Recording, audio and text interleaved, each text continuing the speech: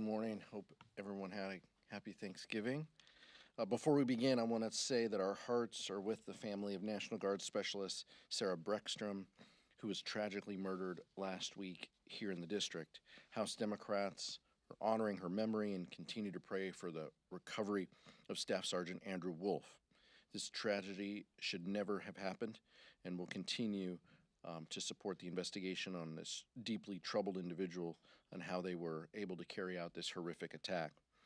Now, we'd like to talk about the affordability crisis that is plaguing hardworking families and Americans all over this country. This past week, Americans experienced this sticker shock as they went to their Thanksgiving dinners, as they went to the grocery store, and as they decided to get a jump on buying Christmas presents. In every town, every community, every rural community, the cost of living continues to become more difficult for families to bear. From groceries to clothing to rent and utilities, Americans are seeing these expenses go up with no relief in sight. And not only is there no relief in sight, there's no agenda from House Republicans on how to address this. Donald Trump promised to lower costs on his first day in office.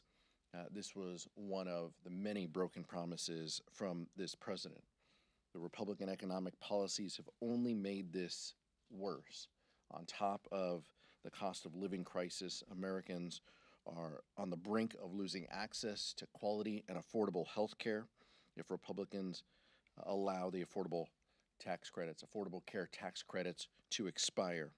There is no time to waste. We have a discharge petition that is active, that has Democratic support.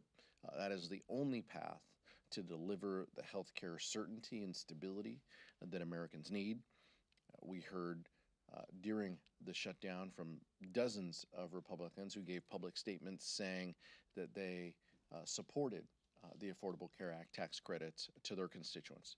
This is their opportunity to make that right. This is their opportunity to stand up for health care, to stand up for their constituents, and to stand up to Speaker Johnson and Donald Trump, who are willing to let these tax credits expire to hurt the American people.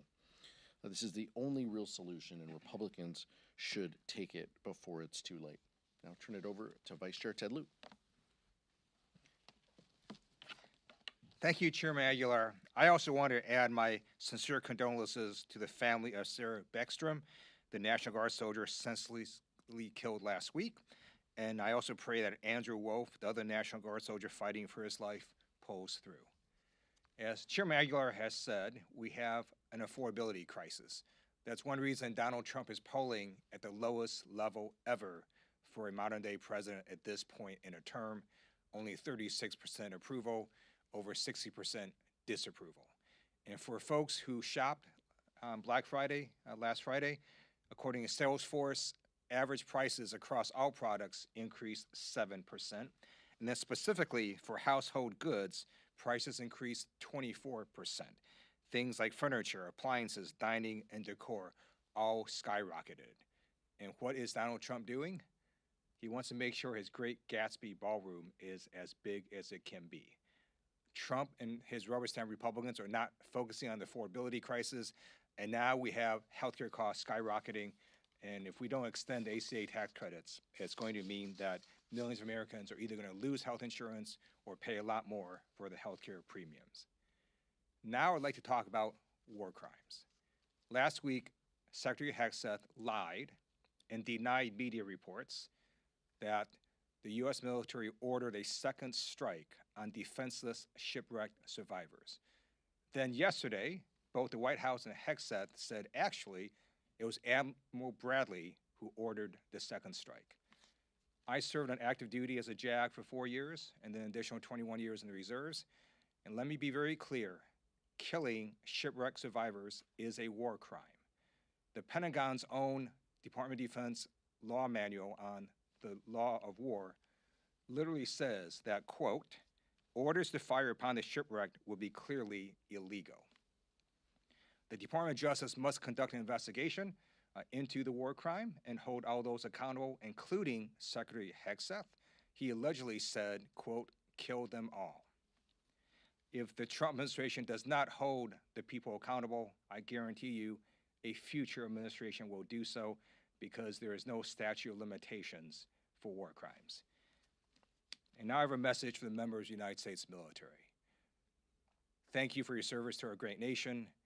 And for those of us who served, we know that we all followed a code of conduct. And part of that code of conduct is to not lie and to accept responsibility.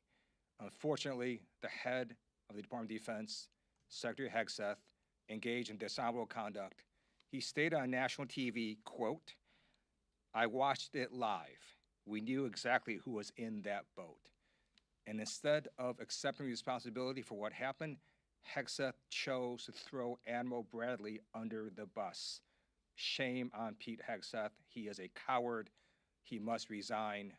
You deserve better. Questions? Michael? Thank you, Mr. Chair. You and the Vice Chair have spoken about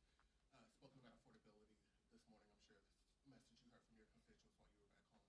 But the White House, after some of the Black Friday numbers came out, said that the record Black Friday spending is an indication that some of the affordability sirens that you all have sounded are a little bit hyperbolic, or a little bit, kind of overblown. What's your reaction to the White House? Kevin Hassett was on the Sunday shows this weekend. What's your message to the White House, who's saying, look at the consumer spending numbers, look at how Americans are continuing to spend money, and that's an indicator that, again, some of what Democrats are saying, is kind of, overblown. People waiting in line to get a deal doesn't necessarily mean we have a soaring and roaring economy. It means people are looking for a deal. And so the only way we truly know what the economy looks like is, look, our members of Congress are out in our districts, we're out in our community, we see it, we talk to our friends and neighbors, and we hear from them the affordability crisis that they're in. We hear direct stories from them on their healthcare premiums doubling, and getting notices, and having to think about whether they're going to go without health care for the next year if these premium increases stay. That's what we hear. So, but look, in communities all across the country, people, Black Friday is a tradition to go wait in line and to try to get a deal, to try to get ahead on the Christmas shopping. But Kevin Hassett is in the White House. Is just continuing to, perpetuate lies if they use one anecdote as a reason to call for a good economy. One of the things that they can do and that they can control, though, is they can produce real data. They can fund the Bureau of Labor Statistics. They can fund agencies that give us good data so we have an understanding of what is happening with the economy. They don't want to do that. Because they know that the tariffs that they've imposed on Americans are crushing people, and they know that those costs are thousands of dollars that people will face this holiday season as a result of Trump's reckless economic policies. I find it really funny Republicans are making that argument about Black Friday setting records. The reason it set records is because prices increased. That's why, because people are paying more and getting less. And that's why we see consumer sentiment surveys that shows that consumer sentiment has been rapidly dropping. Polls after polls show that American people know that affordability is a crisis, and they want Trump and Republicans to do something about it instead of focus on stupid things. Yeah, we'll get to Tyler, but just one last point. None of the bills, Michael, it's a fair question, none of what we're saying on the House floor, comes back to addressing, this issue. If Republicans were so confident that the economy is in the right place, that the American people feel good, they talk in their morning meetings about wanting to address the affordability crisis. They have an opportunity every week here to put up meaningful bills that address that. We don't have that this week. We haven't had that in months, and their only solution is to do whatever the president asks them to do. Thanks, Mr. Chairman. A question for both you, and maybe a little more for Vice Chair Luke, as you discussed Secretary Hegseth in your opening statement. But is impeachment for the defense secretary, is that something that should be on the table especially if the facts regarding this alleged follow-on strike on the shipwreck are borne out? Yeah, let's not draw the conclusion before we hear the evidence. I appreciate that both Senate majority and minority members, as well as House Armed Services members, Chairman Rogers and Ranking Member Smith, indicated that they want a full accountability to what's happening in Venezuela, especially with the strike, as the vice chair mentioned. That's where this should start. Look, Republicans are not going to impeach Pete Hegseth. We feel he should resign. The vice chair has said that multiple times from this podium. I've said he's the most unqualified Secretary of Defense that we've ever had in this country. So that's how we personally feel. But when it comes to the evidence and the accountability and the oversight, let's go through that process. But members of the military, need to tell the truth, as the vice chair said, and we need a full accounting of what happened on that day with that strike in particular, and whether there were crimes that were committed. I agree with Chairman Aguilar that we need a full accounting to get all the facts first. But we already do know that Secretary Hegseth lied, as did Sean Parnell at the Department of Defense. He also lied.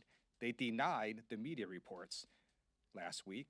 And then just yesterday, the White House and Hegseth himself confirmed, yeah, a second strike was ordered, and then they threw Admiral Bradley under the bus. That's what happened. Kyle Maduro with the PBS NewsHour.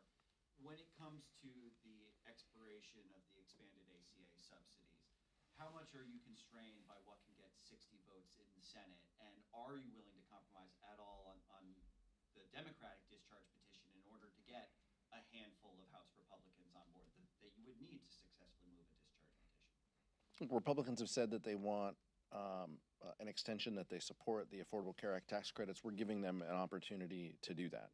That's what this discharge petition is about. As Leader Jeffries has said for months, Democrats will go anywhere and have any discussion with our Republican colleagues about addressing the Affordable Care Act tax credits or the affordability crisis. If Republicans want to have a conversation about solutions, we're all ears. What we're saying is we have a solution. We have a solution with more than 200 supporters.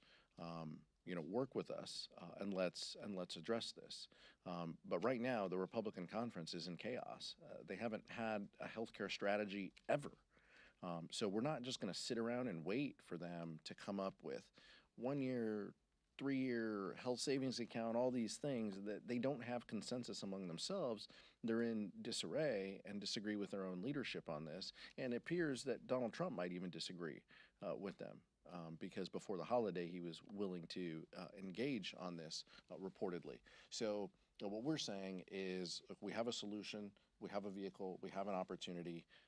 Let's take this step, and then we can have conversations about what goes on in the Senate. I'm not a Senate expert, and so we're not pretending to be. We're trying to pass legislation out of this chamber.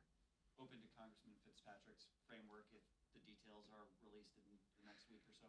Look, we're open to solutions that deliver support for the American people. We have a viable solution with 200 supporters plus. If any member of the Republican Party has a solution with 200 supporters, we're willing to have a conversation. Maeve. Thank you. Building off of that question, would you guys consider doing a separate discharge petition on a bipartisan basis for a different, proposal like the Fitzpatrick-Suozzi one? Look, this is the vehicle that has 200 supporters. If there are people that show that they have 200 supporters on a piece of legislation, we're happy to engage and to talk. But what we're saying is this 3-year solution is the easiest, the cleanest, the most viable to move forward where we are now. We understand how to count votes. Catherine Clark is great at that. And so we're going to continue to follow the guidance of our members, but we want real solutions. We don't want talking points and working groups, so we want real solutions to the American people. The clock is ticking. The end of December is coming quickly, and people deserve relief. So that's what our proposal is focused on delivering. And leading off of that, so are you open to a 2-year extension as opposed to a 3-year with reforms, which is what Suozzi and Fitzpatrick seem to be talking about right now, if they can show you What we're saying is there's 200 plus Democrats on this discharge petition. If Republicans want to work with us on this, if they want to deliver for the American people, they have a real opportunity to do it. But don't just join a working group and put a press release out to your constituents saying you're willing to engage. Like sign a discharge petition, force a vote. We're willing to have conversations with anybody, anytime, anywhere on the affordability crisis and specifically these tax credits, but they have had plenty of time. They have known that these tax credits were going to expire for years, and they chose to do nothing about it, including Congressman Fitzpatrick when he supported the big ugly law. And so, Republicans have known that this crisis was coming. They chose to do nothing about it. If they're truly serious about this, we have a proposal, we have a solution. Let's take that step, and then we can have conversations about what can be passed into law. But it's clear that the president is even, open to this before Speaker Johnson got a hold of him. Thank you so much.